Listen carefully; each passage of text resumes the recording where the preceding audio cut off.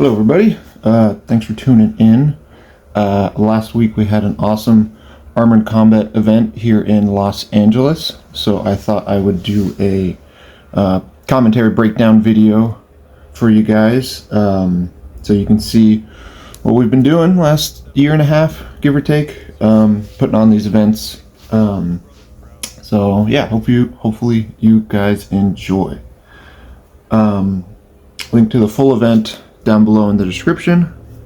So yeah, let's get into it. This fight that I'm breaking down right now was the main event of the evening. It's between Colin Martineau, I don't know if I'm saying that right, and Johnny Porter. Johnny Porter is widely regarded as one of the best medieval MMA fighters in the world. He's fought all over the globe and won in all of the major medieval MMA organizations. There's not really one singular organization that's like the UFC or anything, so it's hard to say who's the best, but he is definitely one of the best. He holds seminars, so he's definitely the favorite going into this match, and he's also in my weight class, so I gotta watch his footage so I can be the world's best medieval MMA fighter.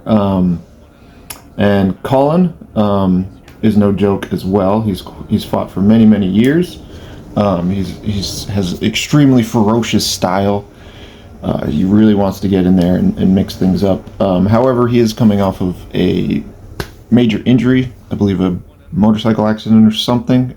Took him out for a while, so props to him for taking this fight against such a high-level opponent after a long hiatus like that. So props to both guys getting in there. Takes a lot of courage getting into the ring to fight. So yeah, let's get into it. Let's see what this show has to offer. All right, there's the marshal and start fight. Touch the swords, show some respect. Good swing. Nice. Colin's doing a good job. Nice. Getting into a grappling position. Johnny, he's a big grappler, so he likes to get in there and go for the takedown.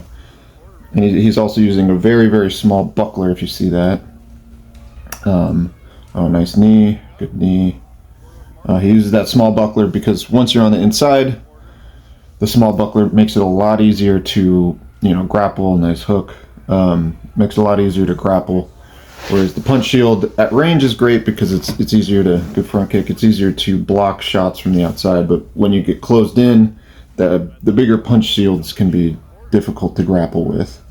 Oh, beautiful throw. Beautiful takedown. That's a outside trip or a sotogari for all the judo people out there. And so if the fighters get thrown out of the ring, I believe that's a reset, and the fighter has 10 seconds to get back up, otherwise he loses the match. So I believe they're going to reset it because they fell out of the ring, but I still think that Johnny gets points for that takedown. Good stuff. This seems like they're slowing down. He burns so much energy, especially when you start grappling. Good dirty boxing, good knee. Yeah, Johnny's just really good at mixing it all up, and then just when you're trying to deal with all his punches and his kicks and his knees, then he goes for a nice takedown.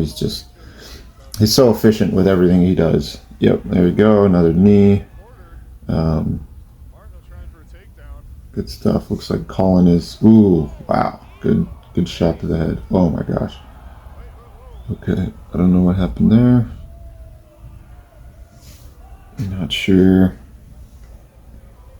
Maybe an armor failure or something happened. I can't really tell. Hopefully everything's all right. The show can go on. They're just figuring things out. Must be some kind of armor failure. It looks like what's going on. So if a piece of armor breaks or something happens that makes it unsafe, the fighter has a minute to fix the problem. If it can't, they're disqualified. So hopefully that doesn't happen so we can see more good action. Yeah, I got his squire there. I'm not familiar with her. I think they're from Reno. Colin and his team. Correct me if I'm wrong in the comments. I believe Johnny Porter's from Texas. Again, I don't know these guys personally. I've never actually trained with them, but I've seen them fight and I've seen them in events. And they're all good people. Everybody in this sport is good people. We swing swords at each other's heads and take each other down and ground and pound. But at the end of the day, we're all friends. So yeah. So hopefully this isn't a major. All right. Yeah. Looks like we're good to go. I don't know what happened, but yeah. Good job. All right. Start fight. Back into it. Looks like got some extra energy. That was a good break. Nice. Colin's doing a good job of circling. Yeah. Both these guys are very experienced. They've been doing this for a long time. A good punch shield. Yeah, the nice thing about those big punch shields, when you land with them, they have a lot of force behind them. The advantage is on the outside, being able to block and having a longer range to punch. But then disadvantage on the inside, they're more difficult. I think that's the end of the first round. They're more difficult to maneuver. Obviously, people can pull on them and twist them, and they get hooked on stuff, and so there's a lot different. It's very similar to MMA, but there's a lot that changes. Definitely like single leg takedowns, which are super common in MMA, if any of you watch it. But in this, single leg and double leg takedowns, any sort of takedown where you drop down low and shoot for the legs, is kind of a death sentence. Very low success rate because you're wearing, a 14, 15 pound helmet. The second you bend over, your opponent just puts his weight on you and you'll just collapse. It's a terrible position to put yourself in, with your head lower than your opponent's head. Basically, you want at least even height on the heads. Advantage if you can get your head over his head and push him down to the ground. So double legs, single legs, that sort of thing is not a good idea in this sort of sport. So you find judo throws, like as you saw with the Asotogari, the outside leg trip Johnny did, those are the more effective things because also your opponent's very top heavy because of that helmet. So if you tilt them just enough, it's almost easier to take them down with leg sweeps and that sort of thing because your center of gravity is much higher because of the helmet. And so yeah, also Greco-Roman sort of upper body takedowns and sweeps are generally your best bet for this sort of thing. And both of these fighters are using a wolf rib helmet. Those are very popular helmets. As you can see, you got that. It's like a wolf rib essentially, and those are great because it gives you good breathability, good vision. I personally not a fan of them because as you can see, the holes are very big and sometimes a sword can get in there and has a chance to take your eye out. So I love this sport, it's great, but I'm not willing to risk my own eyes just for a small advantage in vision and breathing. But these guys are, and it looks like they're using pretty wider, good front kick.